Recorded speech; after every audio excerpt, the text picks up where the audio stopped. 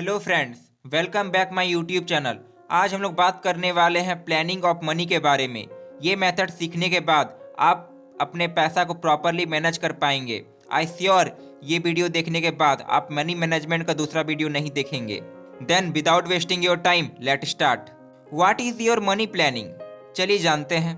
आप money planning method सीखने के लिए ये स्टोरी आपको काफ़ी हेल्प नहीं पूरा हेल्प करेगा। राम और श्याम दो फ्रेंड हैं। राम अपने दोस्त श्याम से बिल्कुल अपोजिट है। जहां पर राम अपना हर काम प्लानिंग के साथ एक मेथड से करता है, वहीं पर श्याम अपना किसी भी चीज़ को प्लानिंग से नहीं करता है, वो तुरंत डिसीजन लेता है। श्याम एक केयर फ्री सिंगल पेरेंट है। वो फ्रीलांसर डिज़ाइनर के तौर पर कमाई पर जीता है। श्याम को पैसे के बारे में बात करना बहुत बोरिंग लगता है और उसके पास बर्बाद करने के लिए भी टाइम नहीं है। एक दिन लंच टाइम में राम को ये जानकर बहुत हैरानी हुआ कि श्याम पहला बार अपना फाइनेंशियल मैटर के बारे में बात करना चाहता था। वो इस बात को लेकर बहुत परेशान था कि उसे पता ही नहीं चल रहा था कि उसका पैसा जा कहाँ रहा है।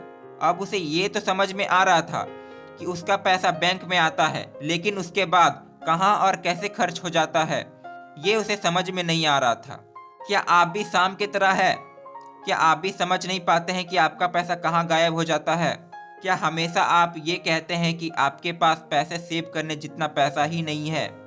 यहाँ पर श्याम और आपका प्रॉब्लम ये है कि आपको पैसा खर्च करने के तरीके में कोई सिस्टम ही नहीं है। आपके पास अपना पैसा का हिसाब रखने का कोई सिस्टम ही नहीं है। इसके लिए आपको बस इतना करना का ज़रूरत है कि आप कितना पैसा खर्च कर रहे हो और कितना बचा रहे हो, उस पर ध्यान दें। हाँ, ये सुनने में थोड़ा बोरिंग लगता है। अपने खर्चे का हिसाब रखना कौन सा मज़ेदार काम है, लेकिन आपको ये जानकर हैरानी होगा। हालांकि आप ये सोचते हैं कि आप खर्चीले नहीं हैं, लेकिन आप सेल्स और डिस्काउंट का बोर्ड देखते ही तुरंत उस चीज़ को खरीदने लगते हैं।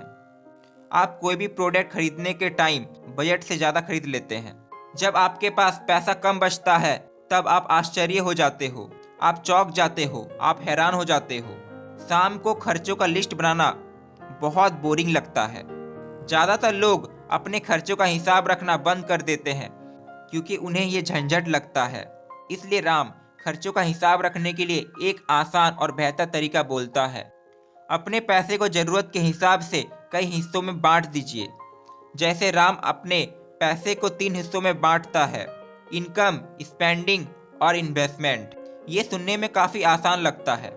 इसी का तो राम ने भरोसा दिलाया था। राम 3 बैंक अकाउंट यूज़ करता है। उन बैंक अकाउंट का अलग अलग नाम दिया है। नाम है इनकम अकाउंट, स्पेंडिंग अकाउंट और इन्वेस्टमेंट अकाउंट। वैसे नाम में बहुत ताकत होता है। मान लीजिए आपके घर में रोज एक मुर्गा दौड़ता फिरता है, तो आप उस मुर्गा को बहुत पसंद करने लगते हैं और उसका नाम चीकू द चिकन रख देते हैं। अब सोचिए, कभी आप चीकू को मार के खा पाएंगे? राम को नहीं लगता है कि आप ऐसा कर पाएंगे। किसी भी चीज़ को पहचान यानी आइडेंटिटी देने के बाद उसे चोट पहुंचाने से गिल्ट होता है। इसीलिए राम अपने बजट को जल्दी से जल्दी बनाते हैं। जैसे ही उसका सैलरी इनकम अकाउंट में आता है, ज़रूरत के पैसे स्पेंडिंग अकाउंट में डालकर बाकी के बचे हुए सारे पैसे वो इन्वेस्टमेंट अकाउंट में डाल देता है। आप राम के इस तरीके के बारे में शिकायत भी कर सकते हैं। जैसे आपके पास बहुत कम पैसा है, लेकिन आप ध्यान से सोचिए तो आपको पता चलेगा कि सैलरी ही आपका बस पैसा का सोर्स नहीं है। आपका जीवन में छोटा छोटा बोनस भी आता है। जैसे आपको कोई रिश्तेदार आपको खाने में बुलाया, जिससे आपका उस टाइम का खाने का खर्चा बच जाता है, या आपका काम में आपको रिफंड या डिस्काउंट मिल जाए, या आपका दोस्त आपसे लिया हुआ उधार का पैसा आपको लौटा दे, है ना? तो पॉइंट ये है कि हमको कई बार एक्स्ट्रा पैसा मिलता है, तो ये ध्यान रखना चाहिए कि आप उसे तुरंत खर्च ना कर दे, बल्कि उसे इनकम अकाउंट में डाल दे। कोशिश करें कि जितना हो सके आप हाथ में कैश ना रखें, क्योंकि जब आपके हाथ में कैश नहीं होगा तब उसके खर्च होने का चांस भी कम हो जाता है। ऑनलाइन बैंकिंग करना शुरू कर दीजिए, उससे चीज़ें आसान हो जाएगा। राम के अकॉर्डिंग आपको ये काम पहला 3 महीना तक करके देखना चाहिए। जैसे ही आपका सैलरी मिले आप उसे सब अकाउंट में डिवाइड कर दीजिए। फिर ध्यान दीजिएगा, जो अमाउंट आपने स्पेंडिंग अकाउंट में डाला है वो आपके लिए काफ़ी है या आपको वो बहुत कम लगता है। क्या आपके पास इन्वेस्टमेंट अकाउंट में ज़रूरत के जितना पैसा है?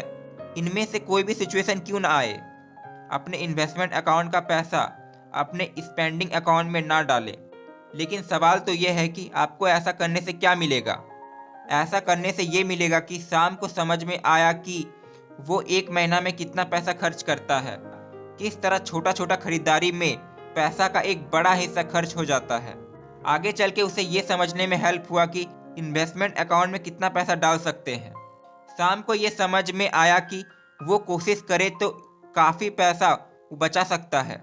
और ये सब आप पर भी लागू होता है। पैसा पर लेबल लगाने को आप भी बिहेवियर इकोनॉमी के जरिए समझ सकते हैं। आपका ब्रेन उस लेबल को समझता है और आपको बेकार से खर्चे करने से रोकता है। आपका ब्रेन आपको बोलता है कि जो आप कर रहे हो वो गलत है, और इसी को मेंटल अकाउंटिंग भी बोलते हैं। इन्हीं सारे कॉन्सेप्ट और इन्हीं सारे स्टोरीज के बाद ये वीडियो यहीं पर एंड होता है। अगर आपको मेरा मेहनत पसंद आया हो तो आप अपना ढेर सारा प्यार लाइक, कमेंट और सब्सक्राइब करके दिखा सकते हैं। फिर मिलते हैं अनदर वीडियो के साथ। जय हिंद।